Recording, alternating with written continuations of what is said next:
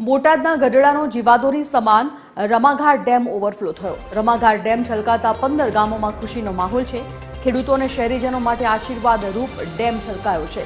નયનરમ્ય દ્રશ્યો નિહાળવા માટે શહેરીજનો પણ ઉમટી પડ્યા હતા।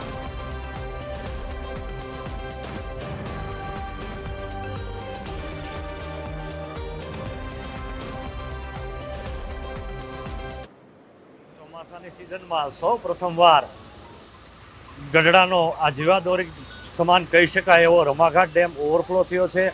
ત્યારે ખૂબ આનંદની લાગણી ગઢડા શહેર અને આસપાસના વિસ્તારોમાં પ્રસરી છે। કારણ આ રમાઘાટ ડેમ છે ગઢડા શહેર તેમજ આજુબાજુના ગામડાઓમાં સિંચાઈ માટે અને પીવાના પાણી માટે એ જીવાદોરી સમાન કહી શકાય એવો આ ગઢડાનો રાજાશાહી વખતનો રમાઘાટ ડેમ છે એ ઓવરફ્લો થયો છે। ત્યારે અમે આ ડેમ નિહાળવા આવ્યા છીએ। ખૂબ આનંદની લહેર છે।